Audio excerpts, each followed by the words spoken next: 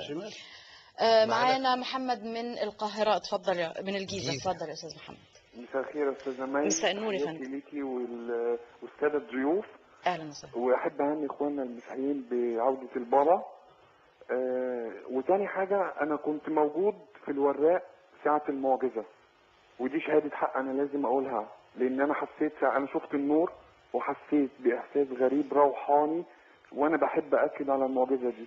وبالنسبه للناس اللي هم بيشككوا فيها، مش عارف بيشككوا فيها ليه، لانها ظهرت قبل كده في المنظر ده يا جماعه. انا كان نفسي كل الناس تبقى موجودين والاعلام كله يبقى موجود، بدل ما الاعلام يروح للمصايب بس كان يصور الظاهره دي. انا مسلم وبشهد شهاده حق. والمين مصور دي يا محمد؟ استاذ محمد. بنحييك يا استاذ محمد، بنحييك ونشكرك.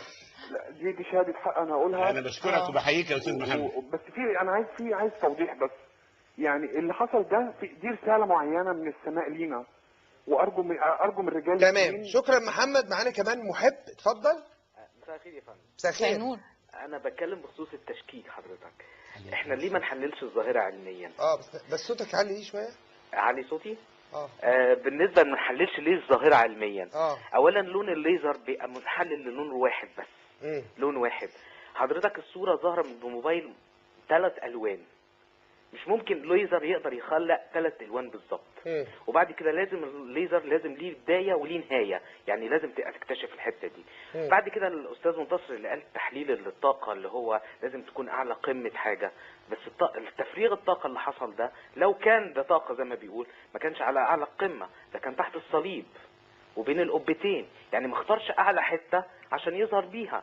يعني التحليل العلمي اللي قالوه الاثنين يعني خطأ، اللي هو ليزر او نور. تمام، واضحه جدا. شكرا جزيلا. معنا الاستاذ يسري، اتفضل.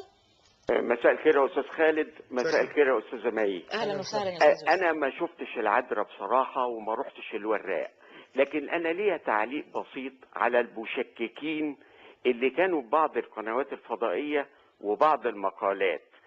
المشككين بيقولوا ان اي طالب في كليه الهندسه ممكن يعمل نفس النور بالليزر، والاخ اللي قبليه ادى فكره علميه سليمه على موضوع الليزر. لكن انا بطلب طلب بسيط قوي من جميع مراكز البحوث اللي موجوده في مصر والجامعات والقوات المسلحه والمخابرات العامه ومصلحه الارصاد الجويه وهيئه الطيران المدني وكل المراكز اللي بتشتغل في مجال الليزر، يعملوا لنا تجربه بسيطه يوم محدد، يوم جمعة بالليل الساعة 12، ويعملوا لنا جسم ضوئي مجسم ب3 ألوان زي اللي ظهر في الأفلام بتاع الفيديو لشخصية نعرفها كلنا زي رمسيس الثاني مثلا، ويعملوها على قبة زي قبة جامعة القاهرة. طيب ده كلام كويس، اقتراح